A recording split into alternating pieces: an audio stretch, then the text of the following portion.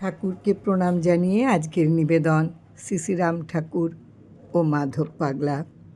জন্মান্তর স্মৃতি প্রসঙ্গে শ্রী ঠাকুর ও শিক্ষাগুরু নরেন্দ্রনাথের মাধব পাগলাকে ইঙ্গিতে উপদেশ দেন। জন্মান্তর স্মৃতি প্রসঙ্গে বাবা আরও বললেন, শ্রী ঠাকুর কাশীধামে আসিলে আমি ও যদুবাবু প্রায়ই একসাথে তার শ্রীচরণ দর্শনে যাইতাম।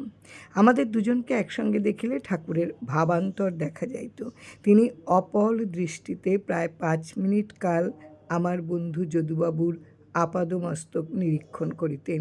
এই নিরীক্ষণের গূঢ় অর্থ সে সময় আমরা কেহই উপলব্ধি করিতে পারি নাই, তবে আমরা দুজনেই বিশেষভাবে ইহা লক্ষ্য করিয়াছিলাম।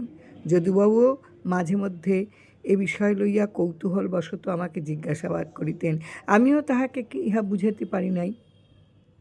পরে যখন সম্বিত শক্তির প্রভাবে আমার জন্মান্তর স্মৃতি উদ্ঘাটিত হইল, তখন কথা প্রসঙ্গে যদুবাবুকে ঠাকুরের এই নিরীক্ষণের বিষয় বিশেষ অর্থটি বুঝাইয়া বলিয়াছিলাম।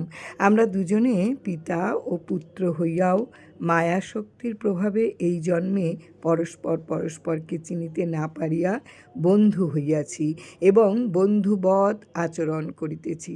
এই বিষয় লক্ষ্য করিয়া ঠাকুর বোধহয় এরূপ অপল দৃষ্টিতে আমাদের আপাদমস্তক নিরীক্ষণ করিতেন, অথবা আমাকে পূর্বজন্ম সংক্রান্ত স্মৃতির উদ্ঘাটন নিমিত্ত এরকম ইঙ্গিত দিয়াছিলেন।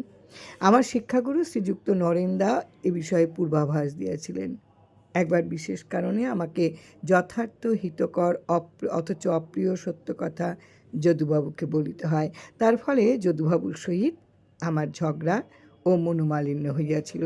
তিনি প্রায় আমার সহিত নরেন্দার নিকট যাইতেন এবং তাহাকে বিশেষ শ্রদ্ধা করিতেন।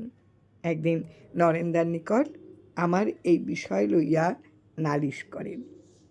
সমস্ত বৃত্তান্ত নরেন্দার নিকট বিবৃত করিয়া যখন তিনি অপেক্ষা করিতেছিলেন, সেই সময় আমি সেখানে উপস্থিত হই।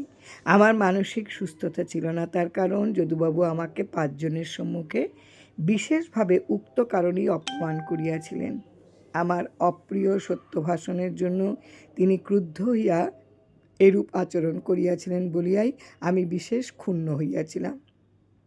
ঘটনার 3-4 দিন পর্যন্ত এক মানসিক জ্বালা অনুভব করিতেছিলাম।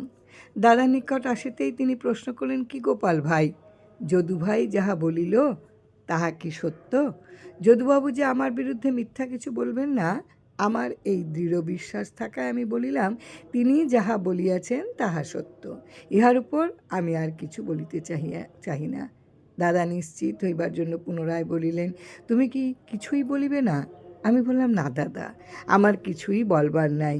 যদুবাবুকে দাদা বলিলেন, সামান্য বিষয় লইয়া গোপাল ভাইয়ের সহিত তোমার ঝগড়া করা উচিত নহে। তোমরা দুজনেই ইহার নিষ্পত্তি করিয়া লইবে।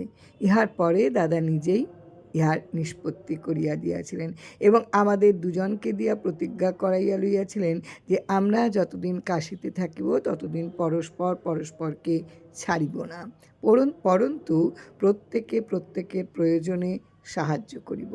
লৌকিক দৃষ্টিতে ইহা অতি সাধারণ ঘটনা বলিয়া মনে হইলেও ইহা যে জন্মান্তরের স্মৃতি উদ্ঘাটনের নিমিত্ত দাদা ইঙ্গিত করিয়াছিলেন, তাহা সম্বিত শক্তির স্ফুরণে পূর্বজন্মজনিত সংস্কার সাক্ষাৎকার হওয়ারই নিশ্চিতভাবে জানিয়াছি।